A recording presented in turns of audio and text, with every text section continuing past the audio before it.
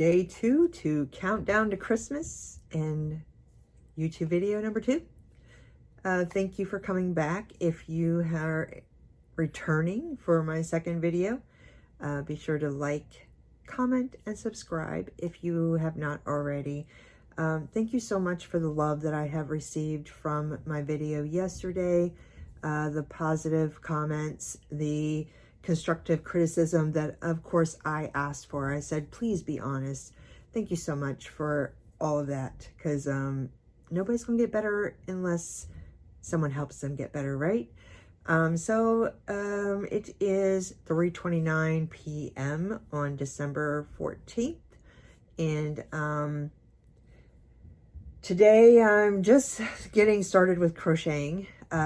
This morning, me and my daughter went to visit my, her dad, my first husband's grave, and just crocheter problems. Anyway, we went to visit his grave, laughed, shared some memories, cried, you know, all those things that you do when you do that. So the morning was a little rough, but you know, we got through, and then we went to Bob Evans for kind of a late breakfast brunch kind of thing. Anyway, love Bob Evans. If you don't have Bob Evans near you, I think they actually was created here in Ohio. But anyway, I forgot to say that my name is Michelle, and I own my own crochet business, Creative Michelle, and this is my second YouTube video. This one is Ivy. You all met Jasper yesterday. I am sure that if I do continue to make videos, that you will eventually meet all of them at some point or another. Ivy is my menace. She is sweet, lovable, but gets into everything. Some of you all already know that from the lounge and Zooms that we have for Refined Vibes Discord. Anyway, so after we had our late brunch, I got the rest of my Christmas cards into the mail. So hopefully everybody will be getting those soon. Just in case, or as a reminder, Elle released today, so make sure you go get this pattern. She is so adorable, fun to make. The only thing that is a little, I wouldn't say difficult, but you do have to do each strand of hair and then braid it, but it's done, you know, crocheted into the head, and then you do the hat and then sew that on. So that's the only thing that is like, that's the most difficult part, unless you have problems with color changing if you're new. But she is so adorable. I love her. I might have to keep her. I don't know, my daughter will probably steal her. Anyway, I am about to do another pattern test for a blueberry bag. So should be a quick make, only 15 rows, and then I think the string that, you know, will do a drawstring shut. So that's what we're getting ready to work on now. So we will talk to you in a bit. I thought I'd take this moment to tell you all what I do when I do a pattern test. The very first thing that I do is I read through the pattern. I read from start to finish, just a quick view, and start taking my notes. I love pattern writers that share the Canva pattern or the Canva with us, so that we can comment on there and put our comments right in there. To me, it's easier than having to write out a big old email and then you're referring to a pattern in a PDF form, you know, just somehow either a way that I can put my notes right in the pattern, because then it's easier to reference and put it right next to what your suggestions are. And remember to use terms like I suggest on, you know, some things, unless it's like an obvious spelling error or something like that. But, you know, I find it easier. So kudos to those that do that, because much easier for those that do pattern tests. And I've done literally at least over 100 pattern tests in the past year. So, like I said, I read through the pattern first, and then I start making my corrections or suggestions. Corrections being like misspelled words, punctuation.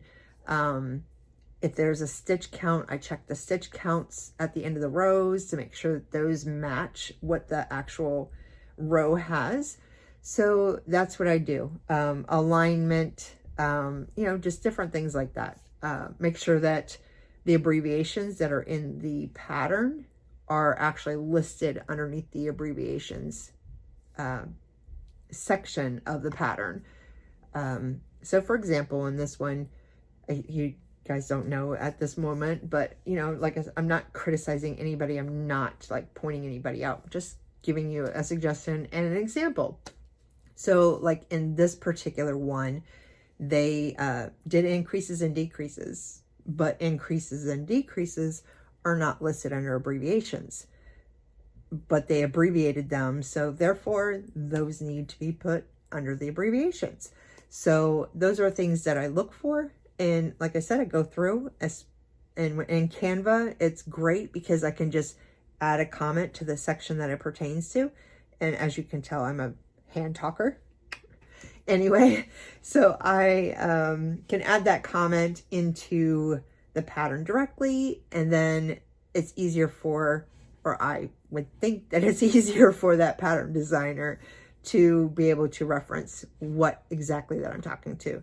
I keep looking at my computer, so because that's where my pattern is that I'm testing, and then that way, since I'm telling you about this, I don't forget anything.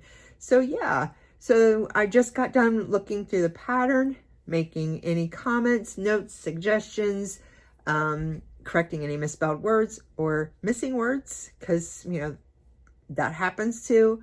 I never written a pattern myself, but even writing a paper, a sentence, a post on Facebook, anything, a text, you can easily miss a word.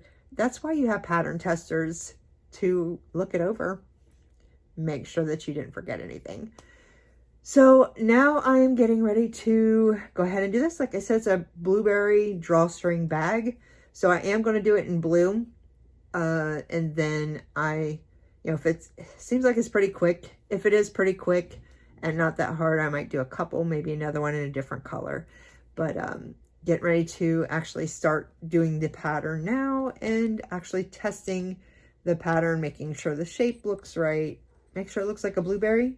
And she used worsted weight yarn, so I am going to use blanket yarn and see if we get the same result using the pattern that she wrote. So I will check it back in when I get the actual purse done. All right, check in here, and I got the blueberry drawstring bag done. Is it cute?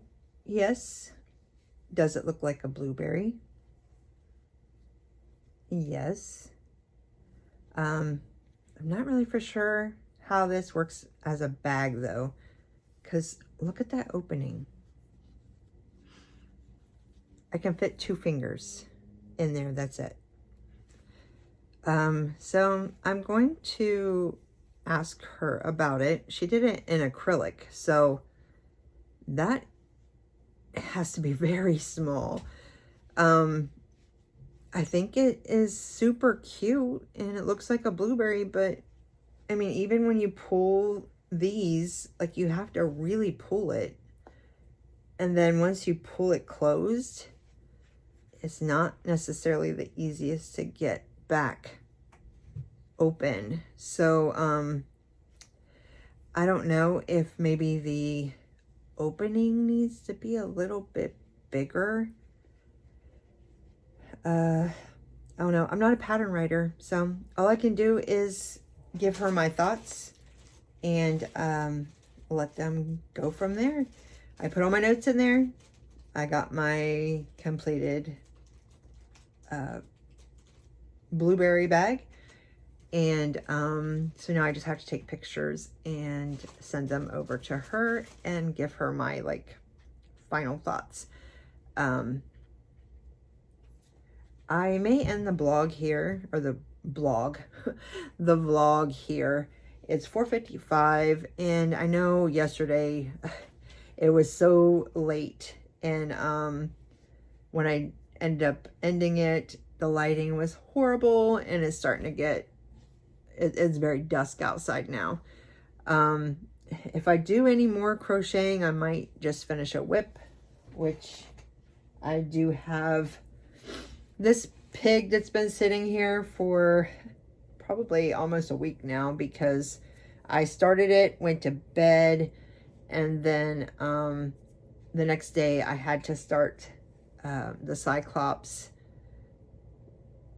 pattern test that I had, and then after I finished that, I had the L from the Wicked to do, and then I had the blueberry bag. So I haven't gotten this finished, but if I do anything else, it's probably going to be that, so that I can get this off my desk, because I hate having whips. I have 3 that are over there. Pretty much once I start, and then if I stop, I have a hard time going back to them. So yeah, if I do anything further, then I will certainly update y'all tomorrow. I didn't get any sleep last night. I literally, when I was done and then I edited my video, got that posted, I was kind of, you know, slow at editing the video because, of course, it was my first one. So after I got that completed, it was late. And I think anxiety of going to my husband's grave kind of kept me up, as well as anxiety of putting myself out there to the YouTube world. I'm very much so introverted. Some people might not think so, but I am. I do adapt with other people, but I'm very much so introverted and shy. So, putting myself out there and making myself vulnerable to other people is very hard for me, as I'm sure it's hard for other people too, but very, very hard for me. I can speak for myself on that. I can't speak for other people. I'm sure it is, but I can speak for myself that it is very hard.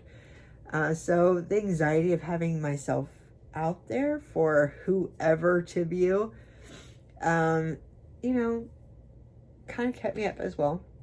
And Jasper just jumped on my desk, but so yeah, that kept me up as well. And then, like I said, also the visiting of my husband's grave.